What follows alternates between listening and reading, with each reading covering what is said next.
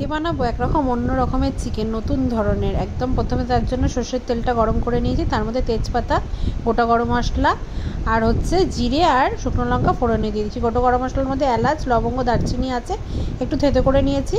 ফোড়নটা একটু 2 মিনিট হবে। ফোড়নটা লাল করে হয়ে গেলেই তার মধ্যে আমি পেঁয়াজ দিয়ে দেবো। এবার পেঁয়াজগুলোকে ভালো করে ভাজতে হবে, একদম বেরেস্তার মতো করে। আমি একবার পরিমাণটা বলে দিচ্ছি, আমি এখানে 1 কেজি মাংস নিয়েছি, তাই 500 মতো, 500 একটু কমই পেঁয়াজ আছে। পেঁয়াজটা ভালো করে একদম বেরেস্তার মতো ভেজে দেখুন কমে গেছে।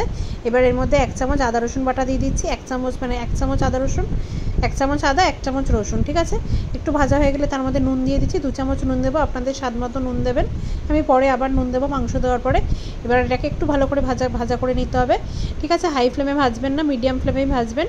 একটু ভাজা হয়ে গেলে তার মধ্যে কাঁচা পাকা লঙ্কা বাটা দিয়ে দিচ্ছি, ঠিক আছে। এটা আপনি শুকনো লঙ্কা নাও বাটা দিতে পারেন, আমি দিয়েছি 2টো শুকনো লঙ্কা আর 6টা কাঁচা লঙ্কা মতো দিয়েছি। একটু ভাজা হয়ে গেলে মাংসগুলো আগে থেকে ধুয়ে একদম জল ঝরিয়ে রেখেছিলাম, সেই জল ঝরানো মাংসটা এবার দিয়ে দিচ্ছি। এবার মাংসটা দিয়ে হাই ফ্লেমে এটাকে ভালো করে ভাজতে হবে, যতক্ষণ না তেল বেরোচ্ছে ততক্ষণ পর্যন্ত আমরা ভাজবো।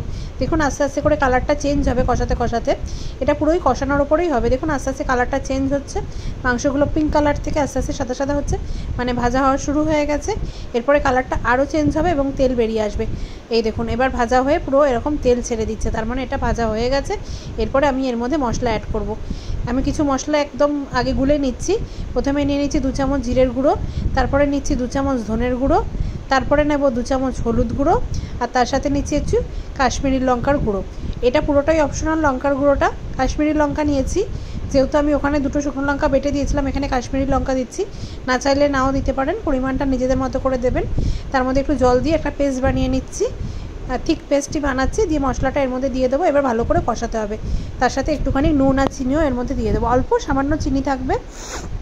আর আগে 2 চামচ নুন দিয়েছি, এখন আমি এখানে 1 চামচই নুন দিচ্ছি, ঠিক আছে। যদি পরে লাগে দিয়ে দেবো, আপনাদের স্বাদ মতো দেবেন।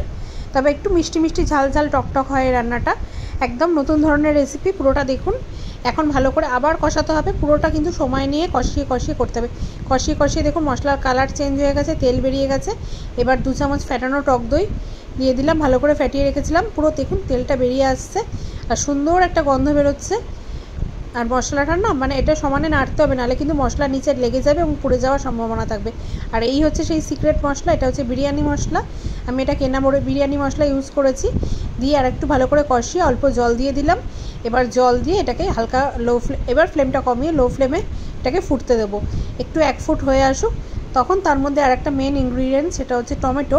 আমি প্রথমে দিইনি, এই টাইমে কিউব করে রাখা টমেটোগুলো অ্যাড করে দিলাম। এরপরে একটা ঢাকনা দিয়ে দেবো। আর ফ্লেমটা একদম কমিয়ে রাখবেন, যেহেতু আলু নেই তাই ঝোলটা অল্পই আছে, বেশি ঝোল দিইনি, একটু শুকনো মতো হয়। এই যে 1 ফুট হয়ে গেছে। এবার আমি এর মধ্যে একটু ধনেপাতা দিয়ে দিচ্ছি, দিয়ে তারপরে আর কিছুক্ষণ ফোটাবো, তাহলেই আমার রান্না একদম কমপ্লিট। আলাদা করে কোনো গরম মশলা দেবো না, যেহেতু বিরিয়ানি মশলা দিলাম। বিরিয়ানি মশলা একটা উগ্র গন্ধ আছে, কিন্তু এটাই এর স্পেশালিটি। এটা হচ্ছে কাশ্মীরি চিকেন, একদম দেখুন কাশ্মীরি লাল কালি মতো কালার, কি সুন্দর। টমেটো আর ধনেপাতায় কীরকম সবুজ আর লাল হয়ে রয়েছে। আর এটা খেতেও দারুণ হয়, এত সুন্দর গন্ধ বেরোচ্ছে। এটা ফুটছিল, আঁচটা আমি বন্ধ করে দিলাম, শেষ হয়ে গেছে। কী সুন্দর দেখুন তেল বেরিয়ে গেছে। কোনো রকম ফুড কালার কিছু ইউজ করা নেই, ওই লঙ্কার গুঁড়োর লালেই এরকম লাল হয়েছে। আমি লেগটা নিয়ে একটুখানি ঝোল নিয়ে নিচ্ছি, আর ঝোলটা দেখুন না আমি কতটুকুনি তেল দিয়েছি, আর এখানে মনে হচ্ছে কত তেল। গোলমরিচটা একটুখানি খাওয়া যাক। ওহ দারুণ হয়েছে, ভালো লাগলে